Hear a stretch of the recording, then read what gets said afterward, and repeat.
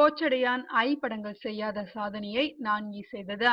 ரஜினி நடித்த அனிமேஷன் படமான கோச்சடையான் படம் வெளியான போதும், ஷங்கரின் படம் வெளியான போதும் தமிழ், தெலுங்கு மொழிகளில் மட்டுமல்லாமல் ஆங்கிலம் உள்ளிட்ட உலகில் பல மொழிகளிலும் டப் செய்து வெளியிட இருப்பதாக சீன் போட்டார்கள். கோச்சடையான் மற்றும் படங்கள் ரிலீஸ் ஆகி மாதங்கள் பல கடந்துவிட்ட நிலையில் தயாரிப்பு தரப்பு சொன்னது போல் எந்த மொழிகளிலும் வெளியாகவில்லை. பப்ளிசிட்டிக்காக அவுத்துவிடப்பட்ட பச்சை பொய்கள் என பிறகு தெரிய வந்ததா?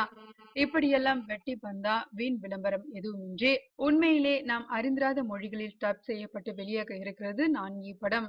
வெற்றி பட இயக்குனர் எஸ் ராஜமௌலியின் இயக்கத்தில் சமந்தா, சுதீப் ஆகியோர் நடிப்பில் 2012ஆம் ஆண்டு வெளிவந்த தெலுங்கு படம் ஈகா. தமிழில் நான் என்ற பெயரில் வெளியான இப்படம் ஒரு சாதாரண மையமாக வைத்து உருவாக்கப்பட்டிருந்ததா? புதுமையான கதை அமைப்பும் நம்பும்படியான திரைக்கதையும் இப்படத்தை மிகப்பெரிய வெற்றி படமாக மாற்றியது. தமிழில் மட்டுமின்றி இந்தியிலும் மக்கி என்ற பெயரில் டப் செய்யப்பட்டு ரிலீஸ் ஆனது. அங்கு வசூலையும் வாரி குவித்தது.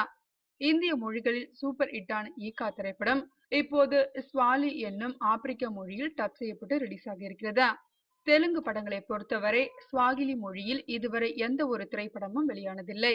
அந்த சாதனையை நிகழ்த்தி ஸ்வாலி மொழியில் டப் செய்யப்படும் முதல் படம் ஈகா தான்.